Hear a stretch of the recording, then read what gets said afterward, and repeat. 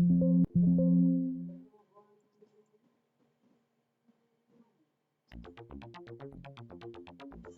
bismillahirrahmanirrahim. Assalamualaikum warahmatullahi wabarakatuh. Rekan-rekan saya dan ini 2004010 kejadian informatika pada kampus Universitas Sebastian. Pada kesempatan kali ini saya akan menyampaikan tugas ujian tengah semester pada mata kuliah analisa berorientasi objek.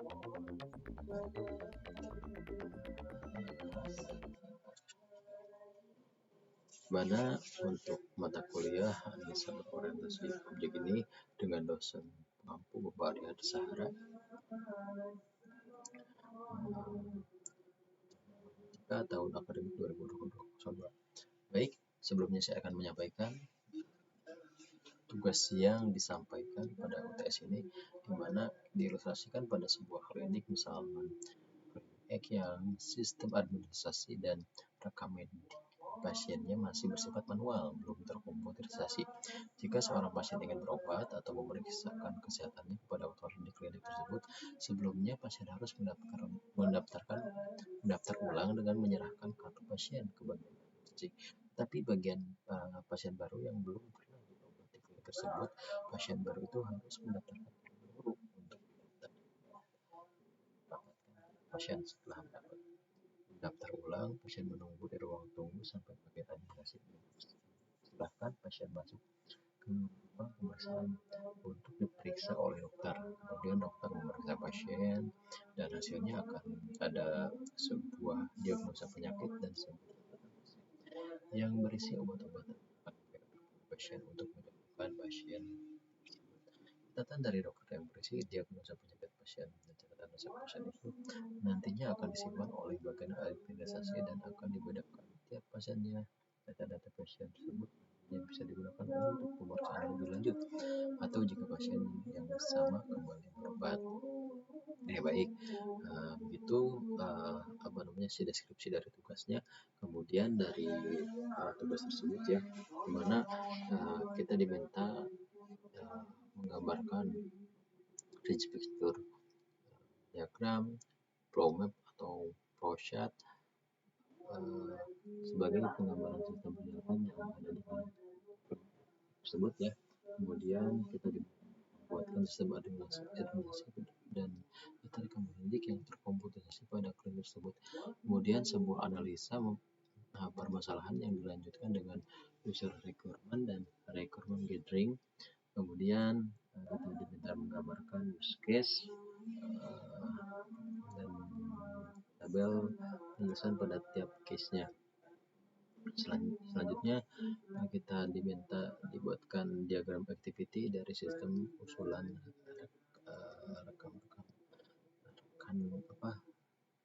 diagram activity ya. Selanjutnya ya kita buat PPT dan dipresentasikan dalam bentuk oke. Baik, dalam menggambarkan ilustrasi proses bisnis di atas, saya membuatkan flow diagram tersebut dengan software enterprise arsitektur sebagai penggambaran sistem klinik X ya. Secara gambarannya seperti tersebut. Saya menggambarkan untuk di FD level 0, kemudian ini level 1 dan level 2. Secara detailnya seperti ini, ada bagian admin, dokter, pasien, di mana di setiap person tersebut ada beberapa activity ya terkait informasi pasien, kemudian modifikasi detail informasi pasien, diagnosa pasien untuk dokter ya, kemudian analis pasien yang dapat dari database yang diinputkan oleh admin. Kemudian di sini untuk sebagai pasien informasi pembayaran, informasi pasien sendiri dan informasi diagnosa yang nantinya kita inputkan ke dalam suatu database. Selanjutnya ini ada beberapa activity ya, yang level 2 di mana di aplikasi terkait penentuan pasien, penentuan uang, penentuan obat, di mana di dalam pasien sendiri memiliki activity apa namanya terkait menginformasikan kondisi pasien dari pengaturan pasien sendiri, mendiagnosa pasien dan memberikan informasi pembayaran dari pasien sendiri untuk penentuan upah, mendiagnosa pasien sebagai inputan, kemudian penentuan fasilitas dari ruangan, kemudian diagnosa pasien terkait penentuan obat ya dan informasi obat yang diberikan ke pasien. Selanjutnya di bagian dokter itu apa namanya ada activity informasi pasien yang didapatkan dari data pengaturan pasien oleh administrator atau admin, kemudian dokter mendiagnosa pasien tersebut dan dokter pun menentukan ruangan, kemudian menentukan obat yang harus ditentukan, kemudian dokter juga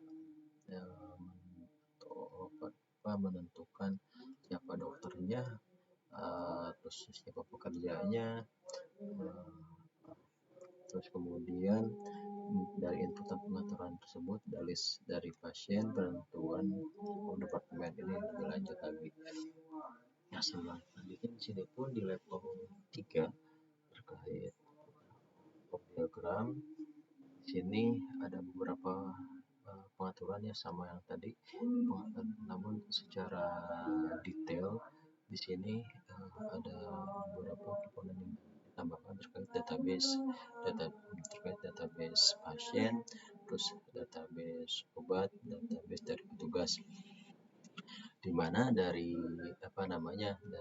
setiap database tersebut memberikan input output terhadap pengaturan pasien seperti info pasien, terus diagnosa pasien untuk inputan ke database-nya, terus ke informasi pembayaran yang nantinya akan disampaikan ke pasien.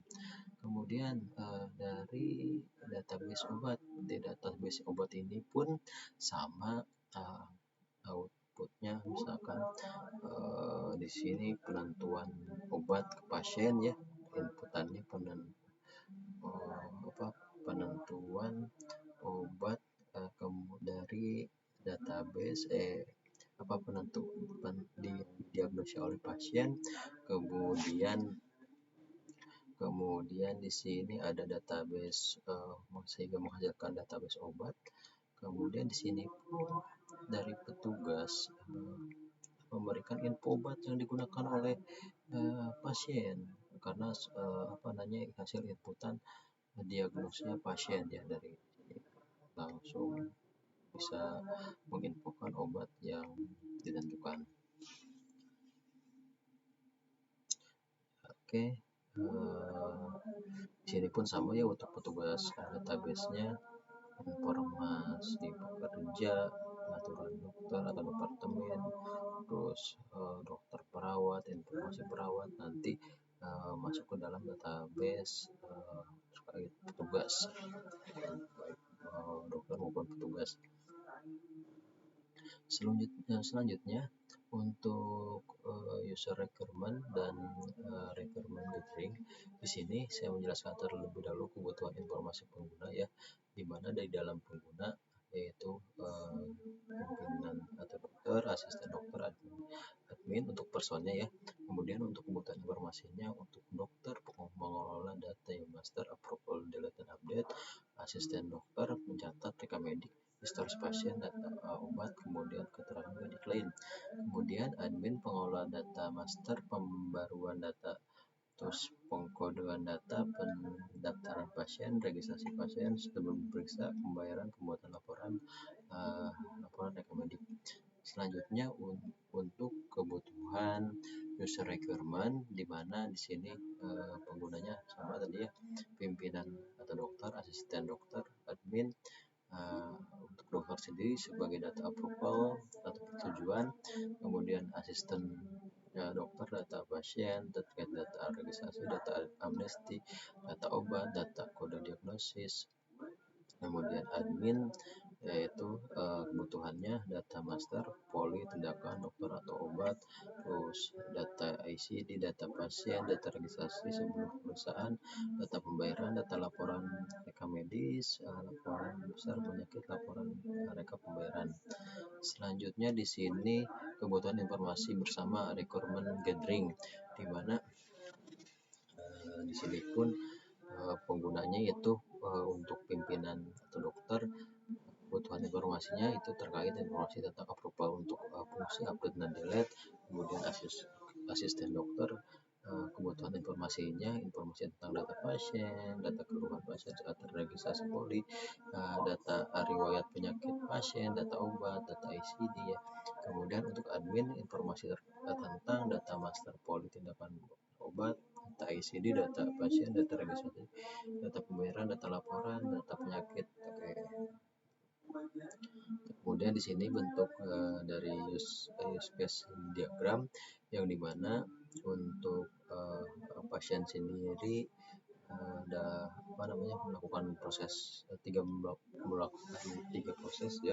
Yang pertama pendaftaran, pemeriksaan, dan pengambilan obat. Sedangkan di sini pun untuk di area kliniknya ada admin, ada dokter atau apoteker atau petugas lainnya, di mana untuk admin sendiri mendata informasi terkait pasien itu sendiri, kemudian pengaturan pasien, informasi terkait update dan delete dari data pasien tersebut. Kemudian untuk dokter pemeriksaan terhadap pasien, hasil diagnosa dan informasi dari admin. Kemudian di sini pun untuk apoteker ya terkait pengambilan obat kepada hasil data inputan dari dokter dan hasil informasi dari diagnosa dari admin. Kemudian di sini alur activity diagram prosedur pendaftaran pasien, di mana mulai dari ini ya, mulai pendaftaran pasien, kemudian ini ada asuransi kalau umum, BPJS, tindakan, catatan pasien.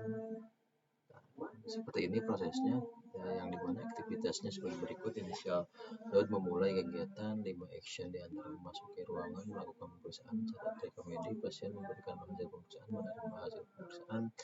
Kemudian 3, satu vertikal swimline untuk membedakan aktor yang melakukan kegiatan. 4, final node untuk mengakhiri kegiatan. Oke, kemudian untuk aktivitas diagram prosedur apoteker, di mana mulai arsip hasil pemeriksaan, memberikan obat, dan pasien menerima obat. Oke, ini secara rinciannya ya, di mana aktivitasnya sebagai berikut. Initial node untuk memulai kegiatan, 4 akun diantaranya 4 action, memberikan hasil pemeriksaan arsip, pemeriksaan, memberikan obat, menerima obat. 1 vertikal swimline untuk membedakan aktiviti yang melakukan kegiatan, dan final load untuk mengakhiri kegiatan. Oke, secara kesimpulan di manajemen pada klinik tersebut ada beberapa manajemen.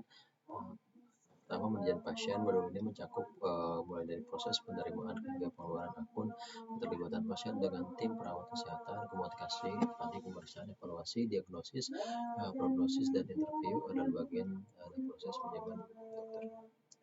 Kemudian manajemen para dokter akan dilibatkan dalam pembuatan sistem ini. Melalui proses ini, admin akan memiliki informasi dan layanan yang dilakukan oleh dokter dengan pasien.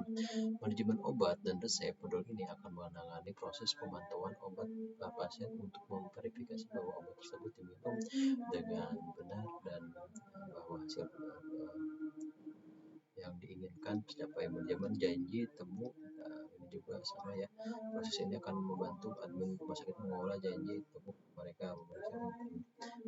Pemesanan internet adalah salah satu alat tersedia dalam proses manajemen janji tabung pemisahan dengan aplikasi seluler.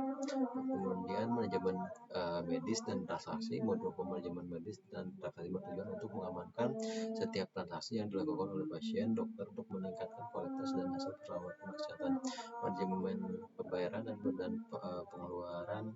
Di modul manajemen pembayaran dan pembelian dimaksud pengeluaran untuk membantu admin untuk dalam proses manajemen pembayaran. Ini akan membantu dengan klinik dengan proses pembayaran dan proses hutang. Nah, berikut kesimpulannya, mungkin itu saja yang bisa saya sampaikan pada blognya presentasi tugas dan UTS analisa berorientasi objek. Terima kasih atas kesempatan yang diberikan. Akhir kata dari saya, Assalamualaikum warahmatullahi wabarakatuh.